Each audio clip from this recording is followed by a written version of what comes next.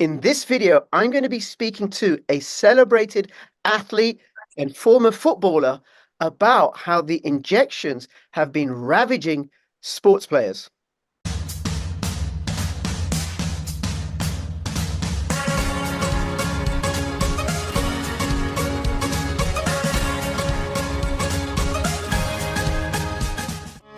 Take the first step towards online privacy. Get NordVPN.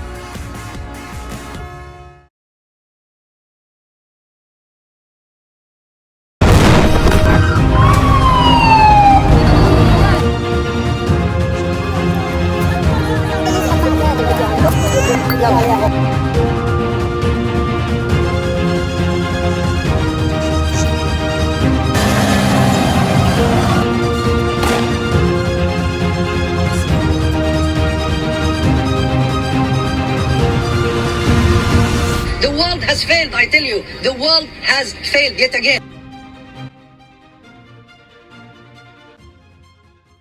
Hi, everybody. Welcome, welcome, welcome. Thank you, thank you, thank you. I am going to be talking to my favorite climate denier. We're going to be finding out about a celebrated court case and a hockey stick, because we know hockey sticks make all the difference when it comes to climate science. And if none of this makes any sense, don't worry, it soon might. Steve, thank you so much. Hey, Rich, thanks for having me. You're so welcome. And just to clarify, because you and I are both climate deniers, apparently. Yes. Right? Yeah, and I also happen to be a white supremacist as well. Last week I recorded a video with Chris from the Revolutionary Blackout Network. Now, they are an African American, very left-wing group that does a lot of community outreach work in the way that the Black Panthers did. They're anti-war, socialist, pro-liberty, all of that, right? So we're both having this conversation, me and this African American guy, and both sharing about how we've both been called white supremacists. We believe in things like bodily autonomy, and we think the Nuremberg Code stands for something. How silly of us. Well, you'll be pleased to know that if you're a climate denier, you're probably a white supremacist. Oh, wow. Oh, good. Well, I am, because that came out at the trial. Oh, we're going to talk about that. Now, before we get into that, please subscribe, follow me on Twitter, CryptoRichYT, join my official Telegram announcements channel. And if you're watching this on YouTube, come over to bit.ly/CryptoRich3Speak or bit.ly/CryptoRichOdyssey or bit.ly/CryptoRichRumble. And I really do need to update my thumbnail at some point. Okay. Steve, do you want to say a little bit about who you are, and why you deny the climate? And I suppose we should qualify that. There is such a thing as climate. We both recognize that. I'm Steve Milloy. I have been working in the environmental/climate/public health space for more than 30 years now. I have a background in science. I have a background in statistics. I'm a lawyer. I have focused a lot on what the U.S. EPA does, and I probably you won't find too many people in the world that have as broad experience and as on different environmental issues as me. So. My website is junkscience.com, and I've been a critic of junk science, which is bad science used to advance the secret agenda for almost 3 decades now. So I think my website is going to be 29 years old this year. Wow. You really at the dawn of the internet. Yeah. Wow, you really were ahead of the curve 29 years ago. That is fabulous. And I'm still here. Still here. And going back to the video that I recorded with Chris from the Revolutionary Blackout Network, what we both agreed on, that what gets sidelined are the real important issues of poverty, habitat destruction, and pollution. Yeah. And it's all compromised for this insane focus on 0.04% carbon dioxide. Yeah. Well, so I think we really do have serious problems in the world, obviously. Poverty and hunger, obviously, two of the largest that can be remedied. I mean, we have the technology to fix that. Pollution is really sort of a local issue. If you live in a Western country, you probably don't really. Pollution is not really an issue for you. It's a made-up issue. I mean, in the West, pollution is such a made-up issue that we're now chasing carbon dioxide, which is invisible. It's odorless. It's non-toxic. It's just plant food. Well, it can be toxic. Everything can be toxic. But I mean, it's not in the way we encounter it. Yeah. So we're chasing these invisible boogeymen now. That's how clean the environment is, especially when you consider we have 8 billion people in the world. The world is remarkably clean. Now, it's not so clean in poor places like in India, And a lot of parts of China, not very clean. A lot of parts of Africa, not very clean, not very developed. But that's that their dirty environment is a function of their poverty. Yeah. And if they were to become wealthier, well, of course they would clean up their environments. But of course they can't become wealthier because we rich Westerners are pressuring these poor people not to develop because they might release more of this invisible gas in the air, which is plant food, and destroy the planet. So, I mean, I agree with you. We do have real problems, but we don't really attack them because we attack this mythical problem because the people that are pushing it have goals that are completely different than what you and I would think are normal or proper. Right. Well, why this focus on CO2? I mean, I have an idea, and I think you and I would agree, but I want to hear it from your mouth. Why this focus on CO2? What's the point of that? Well, so when the Berlin Wall came down and at the end of the 1990s, it sort of coincided with the rise of some people were concerned about global warming, and leftists looked at global warming and saw that, oh, this is really all about controlling energy use. And so they sort of, they dumped out of the Cold War and went into global warming. And it was, hijacked by leftists who see it as a way of controlling the global economy. And of course, there are a lot more agendas at work. There are people that sell the wind and solar power. I mean, and EVs. These people are all trying to exploit this for financial reasons. And of course, you have Putin and communist China. And they have political reasons for pushing climate on the West. And then you have the Western political agenda, and we're all caught in the middle and being screwed by this. Yeah. Yeah. And I would add, I think, because I interviewed Ivor Cummings a few weeks ago, and what he was saying, and for people who don't know, I recommend you watch that video with him, is that where it all started was with a guy called Maurice Strong from the Club of Rome, who was appointed by the Club of Rome, I understand, in order to, and he created climate change as a global problem that needed a global solution in the Right. form of global governance and as a way of subverting national sovereignty and democracy. So we can have Yeah. this global boogeyman for Yeah. us to unite against. Yeah, and so he passed away, I think, in the 2010s. So that, that mantle has been picked up by a lot of people, including George Soros in the United States. And there's just a lot of bad actors around the world that now see climate, as the way to advance themselves. In the United States, it's this huge piggy bank now. Congress passed this $370 billion law to fund climate idiocy for the next 10 years. So we're going to be building windmills and solar panels and EVs, and subsidizing all this stuff and new transmission lines. It's a total waste. Yeah, and building it with diesel, right? Using diesel to build all that stuff. Well, building it in China, right? Because all this stuff is built in China with coal power, then it's comes here. Yes. So the whole thing is just a giant cluster. You know what? Yep, absolutely. And a con. And then what's the connection with carbon dioxide and CBDCs and human activity? Well, it's all the same people. I mean, if you're for global warming, you're for CBDCs too, right? Because it's all about the control. Yeah. They're not separate things. Yeah, no, they're not. Well, The commonality is the control. yes. And just to make it clearer, this is the way I understand it. And the World Economic Forum have said this. What they want, and their puppet governments in, the Democrats in the US, Trudeau, the fake Tories and the fake Labour in Britain, the European Union, Australia, New Zealand, all these countries that have been captured by the WEF, where they want us using CBDCs, central bank digital currencies, connected to a biometric ID with a digital wallet, that's it, a biometric ID with a digital wallet with a CBDC and a carbon tracker. Yeah. So that they can track how much CO2 we're expending or using. So carbon dioxide, where it's useful, is that it's a great proxy for human activity. Yeah. The magnetosphere is not a proxy for human activity. I would just suggest to you that once they can control how you spend money, it's game over. Yeah. They can do whatever they want to you. It doesn't matter how much carbon you use or don't use. If they don't like you for whatever reason, you're just not going to be able to spend any money, and you're going to, die someplace.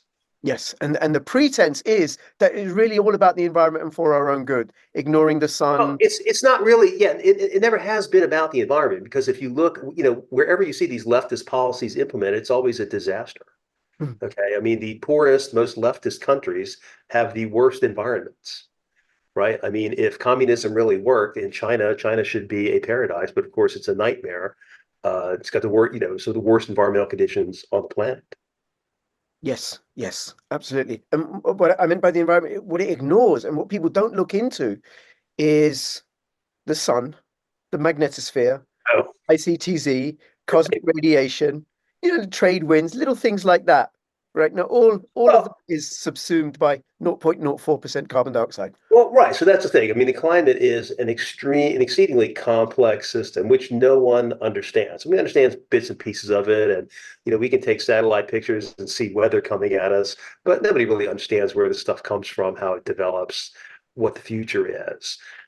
Except for now, we have this cadre of climate scientists who claim that the 0.04% of CO2 in the atmosphere is the control knob that controls everything. Right. And of course, we know this is wrong because they cannot predict anything. And that's really sort of the essence of science. That science is a study of nature. Okay, it's about understanding nature. And the way you understand nature is when you can take a set of conditions and predict what's going to happen in the future. And like Einstein did with, say, his special relativity. You could, Or even very simple science, you take a male tiger and a female tiger and make a prediction that they will have progeny. They'll, yes, or what will happen if you drop a brick on your foot? Okay, so we can understand these yeah, things. But when it comes to climate, they have never been able to make a prediction that is true. And we talked about this earlier. They can't even really using their models. They can't even predict what happened in the past. okay. Okay. So let me get this. Now, I agree with you, right? But there may be people watching who are a bit skeptical. So you're saying that based upon the carbon dioxide anthropogenic climate change agenda, that their predictions are unreliable, and then also that they can't back test either using that. Well, just as a simple example of this, so we constantly hear about how the Arctic is melting and Greenland is melting, and the more CO2, there's going to be more melting. Well, if you go back through just this ice age, Greenland was ice free just thousands of years ago. Okay, and with CO2 at pre-industrial levels. So obviously places like Greenland can warm and not have ice, and it has nothing to do with CO2. When, So when how was do that? When was that? When Greenland was ice free, roughly? Well, it was several times. Most recent?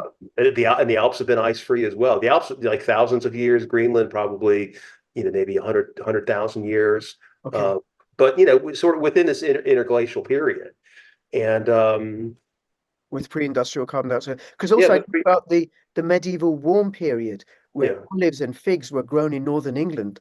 This yeah. is like the So 15th, right, 15th century or something. and maybe this is a good way to get into the hockey stick trial Ah, the because hockey stick makes because science simple. you're right. So we think it was relatively warm during the period called the medieval optimum around 1000 AD. It's when the Vikings first made it to Greenland, and they called it Greenland because it was lush. And then we get into this period around 1300 through maybe 1800, where it gets very cold in at least northern Europe, as far as we know, and that's a period called the Little Ice Age.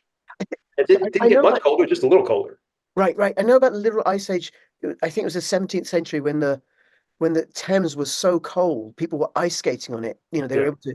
That winter was so cold, you were able to ice skate on the River Thames. But before that, there was a medieval warm period during Chaucer's time, where Right. olive. That's the medieval optimum. Right, right, right. Okay, okay. And then what you had, the problem with that, right, with the medieval warm period, you had milder winters, you had longer summers, therefore you had more food Yeah. and you had more abundance, which is the last thing the WEF want, which is why they're out to Right. destroy farmers, right? Because farming is Right. bad for the environment. Growing food is really Well, bad for you. well, yeah. So, I mean, part of the irony of the whole climate thing is, we've been told for the last 30 years that, agriculture is just going to be destroyed. There's going to be no rain, drought, blah, blah, blah, blah. We produce more food now than ever. And, Thomas Malthus, I guess, was the first person to really sort of express his, he thought that there would be mass famine in the 19th century because not because he was a bad guy, he didn't have a political agenda. He just saw humanity growing, and there's how are we going to produce all the food? And he didn't foresee the rise of technology. Right? He completely missed that. So he missed fossil fuels and just the general development of technology, which just made it possible for us to feed all these people. Mm. And so, even though we have the population has gone from less than a billion pre-industrial to 8 billion now, fossil fuels and the warming and the CO2 have made it possible for us to feed everybody. We have record food production now. I mean, we produce so much food, we're worried about food waste. Yep. Yeah, the issue is the distribution. Who has access to the Yeah. food? Yeah, Yeah. and so that distribution, I mean, these are readily solvable problems, right? Just getting food here and there. But of course, what does the UN do? Is the UN really do anything to facilitate that or obtain the food, or do they do anything constructive? No. All they do is worry about climate, global boiling. It's crazy. Yes. Okay. And then you mentioned the hockey stick, because the hockey stick makes science really, really simple. Because you lay it on its side, right? And then you can see carbon dioxide, and whoosh, off it goes. And then Well, so the hockey stick is this it, infamous graph that came out in the late 1990s, produced by three scientists, Ray Bradley, Malcolm Hughes, and Michael Mann. And the hockey stick purported to show the temperatures for the past 1,000 years. And they were, according to the hockey stick, it's basically temperatures, average temperatures sort of trailing down. Then you get to the 20th century and it shoots up. So it kind of looks like a hockey stick. And so that was the graph. Now, there are a lot of problems with this. I'm just gonna say that it's not, whether you think the temperatures are accurate or not, it's not science, because you can't go back in time and verify any of the temperatures. So it's just sort of this academic idea of what the last 1,000 years look like on a global basis, which of course doesn't make any sense to start with. There's no such place as average global temperature. I mean, the whole hockey stick is really nonsensical. It's not science. It doesn't represent anything physical, but it became a symbol of climate hysteria. But isn't there an average temperature for the Earth if you take all the zones and everything and you add it all up and average it all out? And then we add another 1.5 or 2 centimeters, then we're all going to die. This is actually a serious question, right? Yeah. No. There isn't.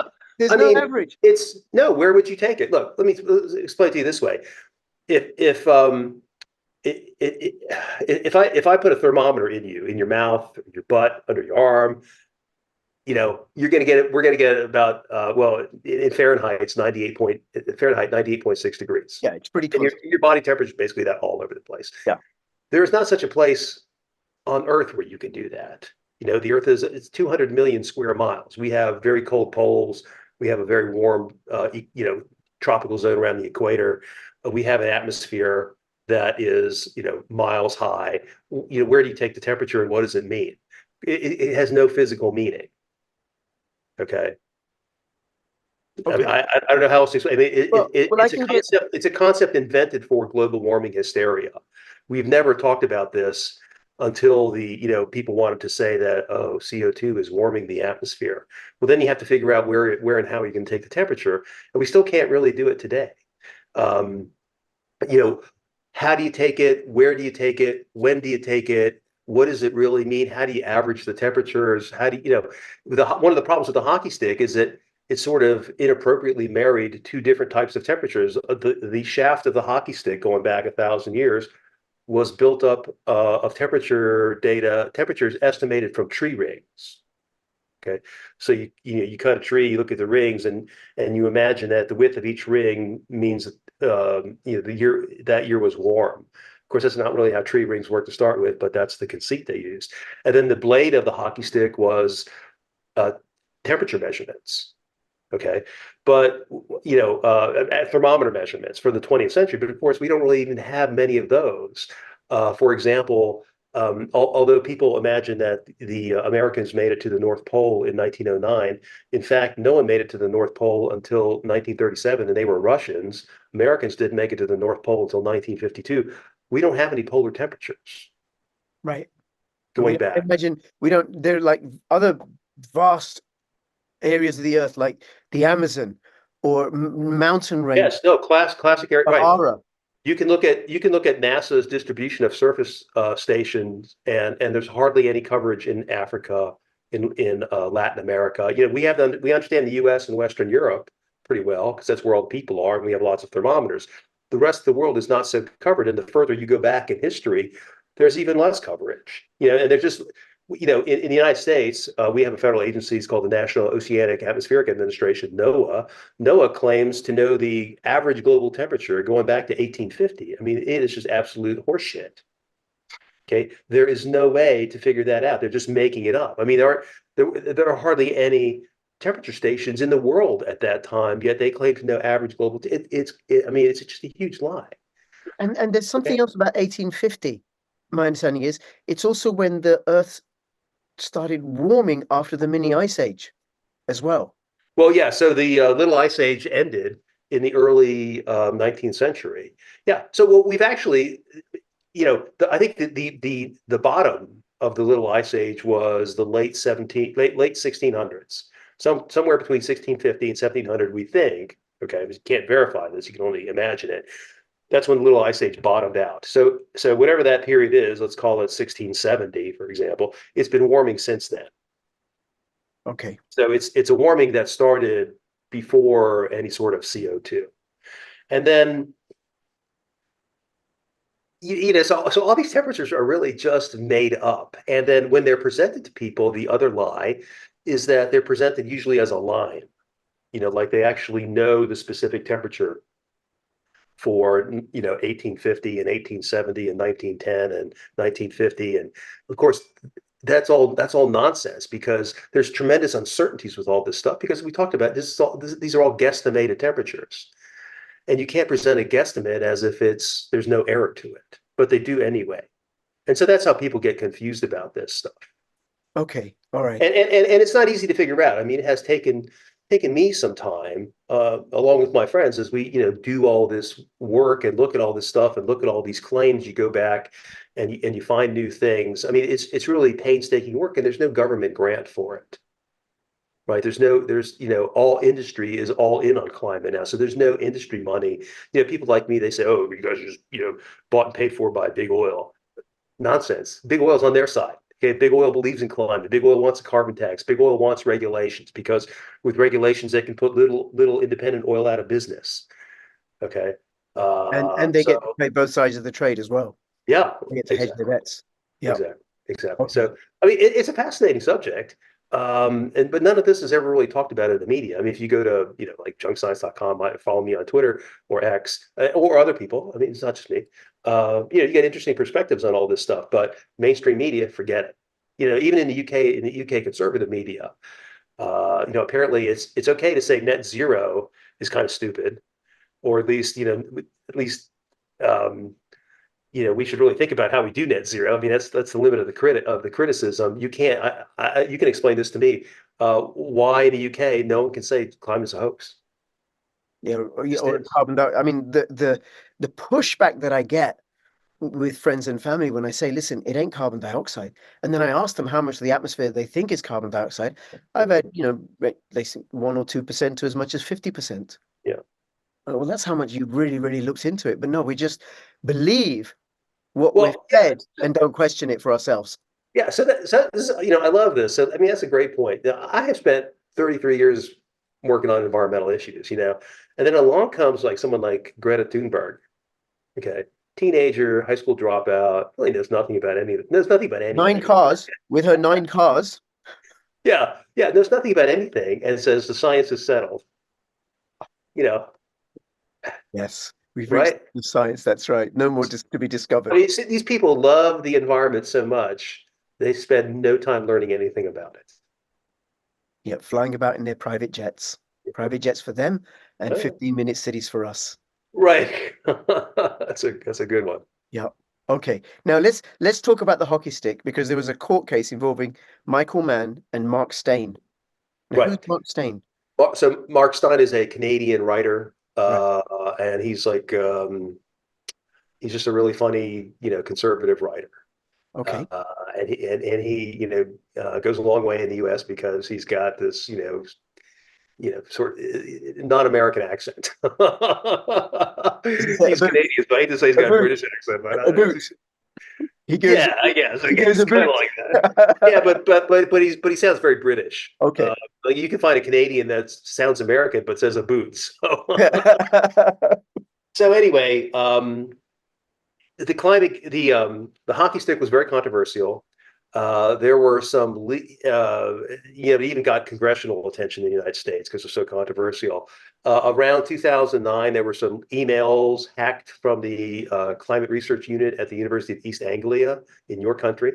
Mhm. And these emails showed how climate skeptics were really correct, that these climate scientists have been scheming to silence climate scientists, pressuring editors to silence climate skeptics. And the emails also revealed that people didn't really like the hockey stick very much. They had a lot of questions about it, which is what we had always been saying. So this is all very controversial. And about the same time that ClimateGate was happening, there was another case winding up at and Michael Mann, who was one of the hockey stick officers from Penn State. And so around that same time, there was another child molestation scandal occurring at Penn State, where the university tried to cover up one of its football coaches molesting children. And the way these two stories intersect is that a blogger from the Competitive Enterprise Institute, which is a think tank in DC, wrote in a piece that Michael Mann molested data the same way that Jerry Sandusky molested children. Okay. Oh my God. And then Mark Steyn piled on by calling the hockey stick fraud, I guess. Yeah. And so Michael Mann sued both of those as individuals. He also sued their organizations, National Review in the United States and Competitive Enterprise Institute. And this lawsuit happened in 2012. Finally came to trial 3 weeks ago, 12 years later, right? Really incredible. It just dragged out. Who would pay for this? Now, I don't know about defamation law in the UK, but in the United States, you have to show that you were defamed and had damages, and that the person who defamed you acted in malicious disregard of the truth. Right. Okay. So they knew that they were lying. They knew that they were lying and that they actually damaged you. So we had this 3-week trial, a lot about the hockey stick and how it's junk science. Unfortunately for the defendants, this trial happened in Washington, D.C., which is 90% leftist. Mm-hmm. And I actually thought the trial was pretty good. I thought that the plaintiffs, Michael Mann's side, I think made a very weak case.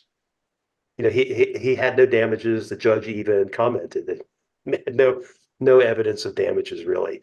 They misrepresented, excuse me, they misrepresented the damages they had. They said that, for example, that Michael Mann lost out on a $9 million grant. In fact, it was only a $112,000 grant. And then they could never link this to any of the writing that Steyn or CEI or had any of the defendants had done. And that's how it was towards the end. There was a lot of great evidence about how the hockey stick was not really very good science or very good statistics. It's certainly not very honest. Michael Mann had no damages. The plaintiffs didn't regret anything because they thought they had been vindicated by the evidence. And so everything was going real well. And then, we get to the end when Michael Mann's attorneys had in closing argument, the chance to rebut the defendants. And then they start bringing in all this, climate deniers are like election deniers, and they basically need to be shut up. And you can use this trial to send them a signal to shut up. And of course, the defense objected all over the place, but the jury had already heard that. Mm-hmm. And then the next day they came back with verdicts of, guilty. So both defendants would have to pay Michael Mann only $1 in compensatory damages because he wasn't really hurt. But one defendant got $1,000 in punitive damages assessed against him, and then Mark Steyn got $1 million in punitive damages. But what's the punitive damages like as a fine for bad behavior? Yes. Okay. Yes. And Michael Mann's lawyers have specifically said that you should give punitive damages to stop these attacks on climate scientists. So I guess that's what the jury did. Now, all this is going to be appealed. I think there are still some post-trial motions that the defendants have. Maybe the judge can set aside the jury verdict because Mann really offered no evidence of damages, and being damaged is an essential element of the case. Right. So if I say nasty stuff about you, but you have no damages, you got no case. Okay. So that's kind of where, Michael Mann was. And of course, the evidence at trial showed that, what they said wasn't really that nasty. Lots of people had said the same thing, but Michael Mann didn't sue them. And then Michael Mann said lots of nasty things about other people. He accused one of the witnesses of sleeping her way to the top at her university. was really, it was really a very sort of nasty trial. But I thought that the defense did really well. So, but I guess, and I felt that, you know, an honest jury would listen to this and go, yeah, you got no case. But I was wrong. You know, the DC jury came. Of course, you know, I got to feel that there was some jury tampering going on, because the morning that the jury got the case, the Washington Post, which is the, you know, big local newspaper, you know, it's like the London Times in London, like Washington Post in Washington D.C. Came out with this big puff piece on Michael Mann about what a great guy he was and how he was wronged by these people who called him names. And, you know, I got to think that the jury, you know, I mean, they did that because they knew that it would affect the jury. So you know, we'll see. There's still these post-trial motions, which, you know, could sink the whole case for Mann, and then there will be appeals going forward, because it really does set a bad precedent when, I mean, you kind of unleashed climate activists now to raise money to sue people like me to shut us up. Right. You know, and well, you know, if their science is so good, we should have been shut up a long time ago. That's a very good point, because there's no dispute that, you know, if I take a brick and let it go, Yeah. that it will fall. Yeah. You know, you're not going to come out with any gravity denying nonsense. No. Right? We're not going to have to go to court to settle this. Mm. And I think Right. also, if I were to say that the sun is what warms the planet and what causes day and night temperature difference, you're not going to take me to court because be a sun denier, are you? No, I won't. Now that is pretty settled. That is pretty settled, right? Things fall down, Well, yeah. and the sun gives us heat. Well, so this is the remarkable thing. This is the twisted place we're in right now. I mean, everybody knows that the main driver of heat on the planet is the sun, and the cloud, you know, as modulated by the clouds and dust in the atmosphere and things like that. And, you know, climate alarmists have just sort of decided that, well, this very itty bitty of amount of carbon dioxide in the atmosphere, the 0.004%, that's actually what makes everything happen. Okay. It's ridiculous. I've done a thought experiment. Yeah. Okay. So during the day, take a summer's day in New York City or London. Let's say it's 30 degrees, which is 90 degrees Fahrenheit, roughly. And then at night it drops down to 20 degrees, which is what, 75 degrees Fahrenheit in this summer's day, right? 90 to 75, 30 to 20. Like that, yeah. Yep. The carbon dioxide level in the atmosphere doesn't change. Mm. It's 0.04% in the morning and at night. Yeah. So what's causing that temperature variation? Could it be other factors? Well, you know, just even simpler than that, just on a you know, sunny day, partly cloudy day, go outside. You know, standing in the sun, it's going to be one temperature. And when the cloud comes past, it's going to be a lot cooler. Now, you know, I have a friend, his name is John Clauser. He's the 2022 Nobel Yes. Physics Prize winner. Yes. He said, you know, what really, the climate thing, the reality really dawned on me. I'm a sailor. And so I'd be, you know, my boat sailing. And as soon as a cloud comes over, you know, it just gets a lot cooler right away. And of course, this happens all the time. Even though the carbon dioxide hasn't diminished, Even though the carbon dioxide has not changed, right? Right. So it's definitely, I mean, and it's the same deal at seasons and everything. So it's absolutely. Yeah, it's the stuff. It's the stuff in the sky, right? Yeah, it's the stuff in the sky. Okay. The thing that I think is dangerous about this court case is a jury deciding whether a particular scientific perspective is true or not. That's a little bit, I suppose, like the Vatican, whatever judicial system they had then, that no, Copernicus and Galileo are wrong. Yeah. The sun goes around the earth. Yeah, so that's an excellent point, and that sort of struck me the whole time. You know, so like I followed, I really anticipated this trial. I'm a friend of Mark Steyn, and so I watched every moment of the trial, thanks to the great technology we have, and I've been following this issue I've been doing climate for, you know, 25 years, and have followed the whole Climate Gate issue and Michael Mann and the lawsuit and all that. And it was just, you know, listening to all the testimony, it's a lot to take in. Mm. Because, in the usual trial, it's maybe a hit and run or some murder or something like that. Everything is within your, knowledge base. But this is all climate and graphs and charts and experts. And you have all these emails, all these different personalities. I have no idea how the jury could possibly keep up with this. That's why I think in the end they just went, well, we're leftists. We got to go with the leftist, right? But I think it's become like a religious dogma, a matter of belief. And people who are religious, like a Muslim isn't going to necessarily question their Islamic faith. A Christian's not going to question their Christian faith. It's just how it is. Yeah. And so the climate change agenda has taken on that mantle, and it has to, otherwise we're all going to die. That is the con. That is the con. I call it the climate hoax. That's what it's all about. And it's from soup to nuts, from problem to solution. The whole thing is a hoax. Okay, we're not going to ever be able to get rid of fossil fuels, at least in the foreseeable future, because there's no technology. Yes, you can reduce fossil fuel emissions a bit with wind and solar, but not a whole lot, and certainly not an amount that's going to matter. EVs, I don't think you reduce them really at all. And then you have these places like India, China, and Africa that want to develop and need to burn more fossil fuels because you cannot develop on wind and solar. No. And So everything, this whole net zero thing is it's another fraud, a hoax. So in the end, I like to liken it to Animal Farm. The pigs promise the farm animals just the sky, and of course the story actually involved the windmill, I think. And in the end, of course, the pigs failed, but they stayed in power, and that's the whole thing. It's all about control.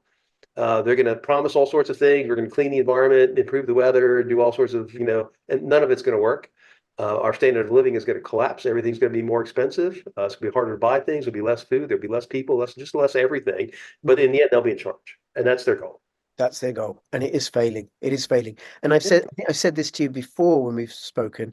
Is one, I regard it as European imperialism redux, because the continent without which is a net importer of hydrocarbons, is going to tell the rest of the world that they got to do without for their own good. Just like just like they exported Christianity as a cover for plundering resources and destroying competition for their own good. Yeah. For the goods of the savages in those other parts of the world, right? Yeah, I can't disagree with that. I mean, and then also there isn't, I mean, never mind all the rare earth metals and everything, there isn't enough affordable silver in the world for just Britain to be powered by solar panels. There just isn't. It would drive the price of silver through the roof. Yeah, I think it's more than just silver. I mean, it's any of the raw materials from copper to the rare earths. Yeah. To graphite. I mean, all we're really doing is enriching places like communist China. Every EV uses processed graphite that only comes from communist China. Yes. What are we doing? We are making ourselves dependent on a nation that wants to be the new global superpower and hegemon, and it's crazy. Yeah. I mean, maybe for you guys it doesn't matter, but the United States is supposed to be the global superpower, and we're making ourselves dependent on China. No. You've got such a powerful president. So. Oh yeah, he's overwhelmed us all the time. Real powerhouse, right? I want to see a 2-hour conversation between him and Putin, right? He would put Putin to waste. Yeah, whatever you think of, like Putin or Trump or anybody else, really. I mean, Putin could sit there for 2 hours with Tucker Carlson and dominate the conversation. Could Joe Biden do that? No.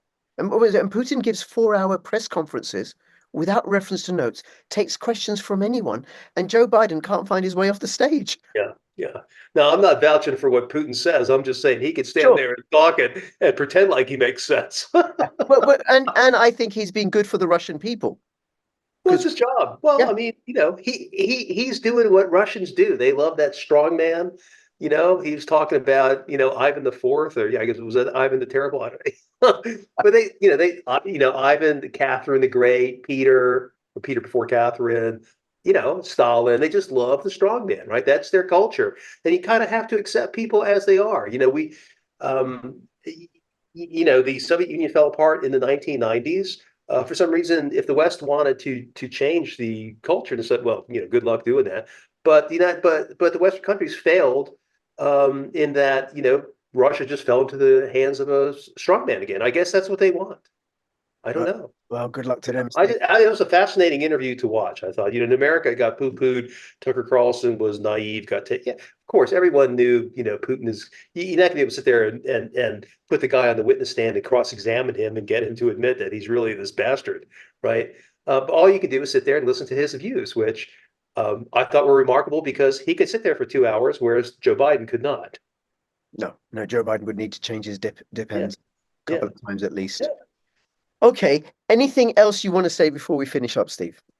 Well, you tell me. Well, no. Well, I Where think our I wanted to conversation.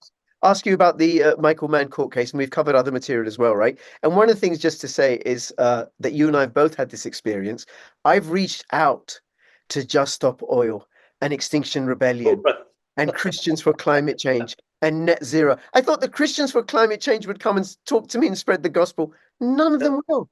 They Yeah. won't come and have civil conversation. I've had people on my channel that I don't agree with politically. I voted Brexit. I had a party member from Rejoin EU and therefore Remain. And, for rejoining, we had a civil conversation. But the climate change activists, they won't. And I find that very, very suspect. Yeah, well, years ago, people were trying to debate Al Gore, and I was actually the first person. I met Al Gore. I said, let's have a debate about this. And he was interested at first, but then his staff came back and killed the whole idea. And so, I mean, I usually aim a lot higher than Just Stop Oil because I try to get, like climate scientists, like, man, to debate in public. Of course, they won't. Whenever we cross swords in the past, they always wind up losing because they can't defend what they have. They rely on just the relentless assault by the media, just brainwashing everybody, and the schools and the government. They own, the left owns every institution, and the left is totally bought in on climate, so they just brainwash everybody. And so it's quite a challenge. But there are plenty of free thinkers left, and I think we're doing a pretty good job against it. But We're doing a good job. I think more and more people are waking up to this nonsense, especially as it impinges on our livelihoods. Like the farmers' protests, the injection rollout didn't go the way that it planned because too many people got too hurt and too many people woke up too quick. And I think the same thing is going to happen here. And what people don't get, and I think more and more people are getting, that the climate change agenda is part of the tapestry of the Great Reset, which is a complete con and will lead to techno-feudalism yeah. and is failing thanks to the efforts of people like yourself, Steve. Well, So thank you. Appreciate that. I really do Well, appreciate all I'm doing is just trying to keep us alive till reality happens, because it's really reality that is going to torpedo them. Yeah. So we just need to keep stay out of their clutches until that hits. Yes, yes, yes. And share and talk to people and engage with people. Yeah. Thank you, thank you, thank you, thank you. Steve, Thanks for having me, Rich. I always enjoy having you on. Always, always, always my favorite climate denier. I'll have all the links in the description below, your Twitter and junkscience.com. Please go and share this video far and wide. And between now and when I see you next, please fill your pockets with I was going to say crypto. I got to stop saying that. But climate freedom. All the best. Bye bye.